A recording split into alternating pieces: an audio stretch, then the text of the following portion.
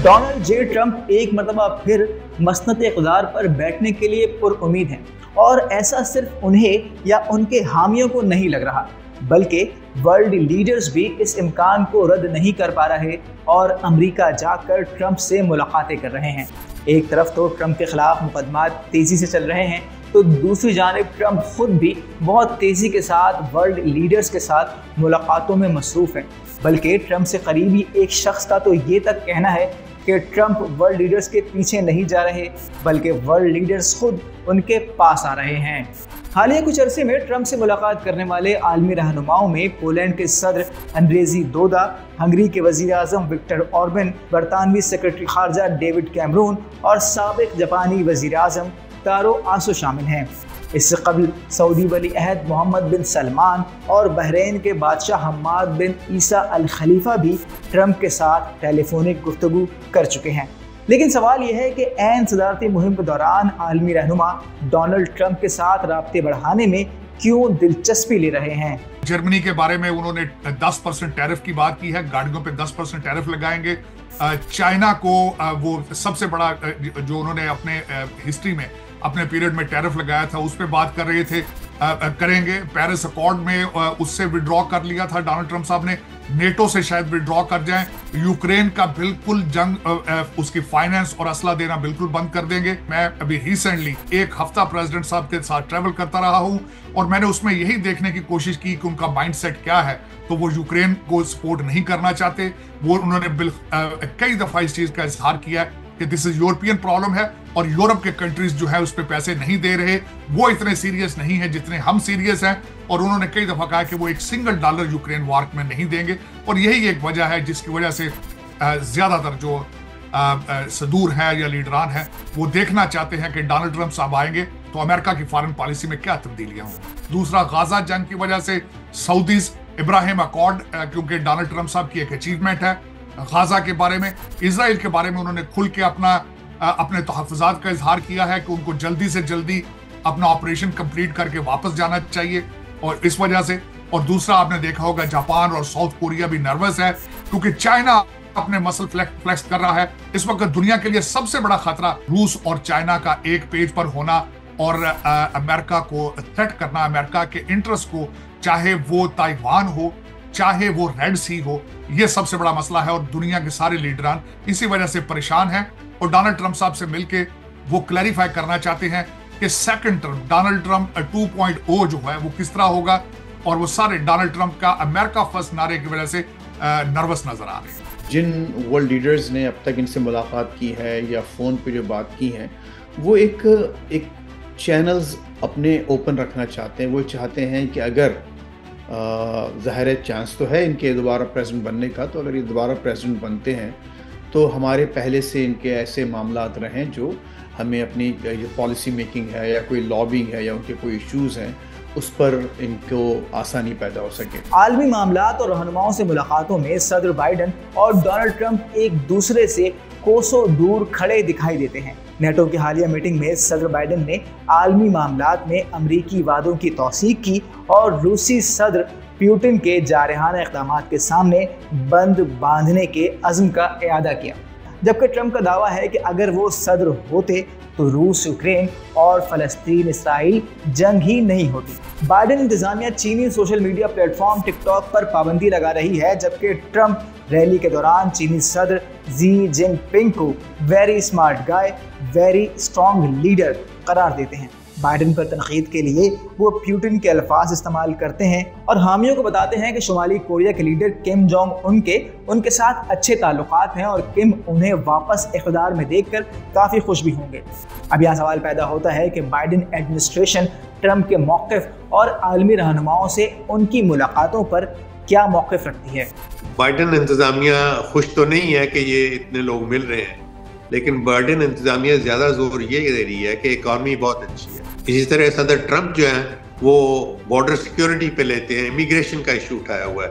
और इधर सदर जो बाइडन चाहते हैं कि जो विमेंस राइट है, रिप्रोडक्टिव राइट्स है, उस पर जोर दिया जाए। एंड में अमेरिकन अवाम एजेंडे पे बात करेगी कि कौन किसके लिए अच्छा है। जो बाइडन की पल्ला भी काफ़ी भारी है, अगरचे सदर ट्रंप के हामी बहुत उनके साथ हैं, लेकिन ये फैसला इतनी जल्दी हो नहीं सकता। व्हाइट हाउस में जो भी प्रेसिडेंट बैठता है या जो भी एडमिनिस्ट्रेशन है, वो हरगिज़ ये नहीं चाहता कि फॉरेन पॉलिसी पर कहीं भी कोई डिस्ट्रैक्शन हो और अमेरिका के कोई दूसरे बाअसर हजरात या बाअसर इदारे वो उसमें दखल माकूलात करें या उसमें वो यानी अपने तौर पर कुछ उसमें अपना हिस्सा डालने की कोशिश करें। तो इसमें कोई शक नहीं और ये कोई अनोखी बात भी नहीं है कि अगर बाइडेन इंतज़ामिया ट्रंप की इन मुलाकातों को या इन फ़ोन कॉल्स को अच्छी नज़रों से नहीं देखती, इसमें कोई शक नहीं है। लेकिन ज़ाहिर है कि वैसा कोई तासुर भी देना नहीं चाहते, क्योंकि उससे अगर फ़र्ज़ कीजिए कि अगर बाइडेन ने इस पर बोलना शुरू कर दिया या उनकी तरफ से उनके तर्जुमान ने कुछ कहना शुरू किया, तो वे समझते हैं कि उसका ट्रंप और उनके मुकाबला उनका कद ऊंचा होना शुरू हो जाएगा। इसलिए वो इस मामले को ज़रा थोड़ा सा बहुत लो की रखना चाहते हैं। डोनाल्ड ट्रंप सबसे पहले अमेरिका का नारा लगाते हैं और आलमी मामलात को अमेरिका का ज़ाती मसला समझने से गुरेज करते हैं। अब सवाल ये है कि डोनाल्ड ट्रंप अगर दोबारा सदर बन गए तो उनकी सदारत का आलमी मामलात, खासकर रूस यूक्रेन जंग और फ़लस्तीन इसराइल जंग पर क्या असर पड़ेगा। डोनाल्ड ट्रंप साहब is famous for making his deals and negotiation. Donald Trump साहब अगर व्हाइट हाउस में आते हैं, दोनों जंगों के बारे में विद इन 90 डेज वो गाजा और यूक्रेन का हल निकाल लेंगे, इसमें मैं बहुत पूरी उम्मीद हूं। और इस वक्त जो कुछ दुनिया में हो रहा है अगर देखा जाए तो अमेरिकन वीक फॉरेन पॉलिसी है, ओबामा पीरियड की फॉरेन पॉलिसी की एक्सटेंशन है इस वक्त बाइडेन एडमिनिस्ट्रेशन, और हर जगह पे इनकी फॉरेन पॉलिसी नाकाम है, चाहे वो रेड सी हो, चाहे ताइवान हो, चाहे गाजा हो, चाहे यूक्रेन हो, चाहे मैक्सिकन बॉर्डर हो। इस वक्त सारी दुनिया जो है वो इसी चीज पे सफर कर रही है, अमेरिकन वीक फॉरेन पॉलिसी। जब ट्रंप सदर थे तो उस पूरे दौर में ना कोई जंग हुई, ना अमेरिका ने कहीं हमला किया और ना ही ड्रोन स्ट्राइक्स हुई और ना ही किसी दूसरे की जंग का हिस्सा बने। लेकिन इसके साथ साथ देखिए ये भी मत भूलें कि जो इजराइल के जो मामलात हैं या जो दूसरे जो यूरोपियन मामलात हैं और या रशिया, चाइना, नॉर्थ कोरिया के साथ, तो उन्होंने जो पोजीशंस ली हैं वो एक फ्री वर्ल्ड के लिए या वेस्टर्न वर्ल्ड के लिए काफ़ी एक अलार्मिंग सिचुएशन है कि उन्होंने जाके नॉर्थ कोरिया के साथ जिस तरह से बातें की, प्यूटन के बारे में जो उनके ख्यालात हैं, अच्छा फिर जो नेटो के बारे में उन्होंने कहा कि मैं उनकी फंडिंग बंद कर देना चाहता हूँ, उसको ख़त्म कर देना चाहता हूँ। तो यहाँ पर जो सिक्योरिटी के हवाले से जो लोगों को खदशात हैं, ख़ुसूसन यहाँ के पॉलिसी मेकिंग हल्कों में, वो ट्रंप की इस बात को पसंद नहीं करते। लेकिन आपका जो सवाल है कि क्या वो आइंदा जंग को ख़त्म कर सकते हैं, इट्स वेरी मच लाइकली। ये हो सकता है कि यूक्रेन में अभी आपने जो देखा कि जो बिलियंस ऑफ डॉलर्स दोबारा गालिबन $60 बिलियन उनको दिए जा रहे हैं दोबारा, तो वो और फिर उसके साथ साथ आज ही जो यहाँ के डिफेंस सेक्रेटरी हैं या वज़ीर दिफा हैं, उन्होंने ऐलान किया है कि वो 6 बिलियन की मज़ीद जो वेपन्स हैं, जो एक जदीद वेपन्स हथियार, वो उनको फ्राहम किए जा रहे हैं। और ये भी एक I think if not the largest, this is one of the largest military add जो कि एट वंस जो दी जा रही है किसी मुल्क को।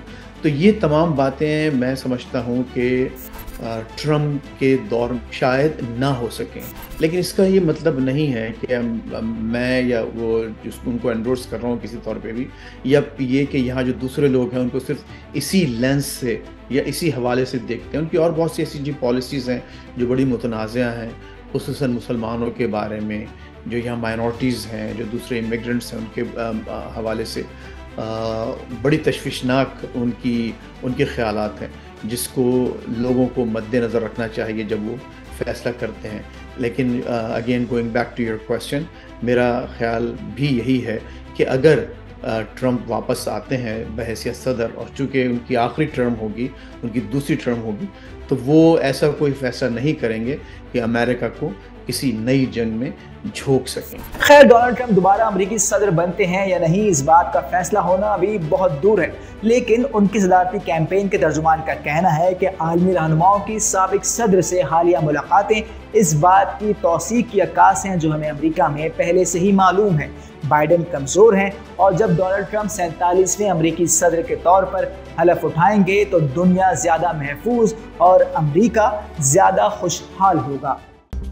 मज़ीद न्यूज़ अपडेट्स और डिजिटल स्टोरीज के लिए सब्सक्राइब करें डॉन न्यूज़ पाकिस्तान।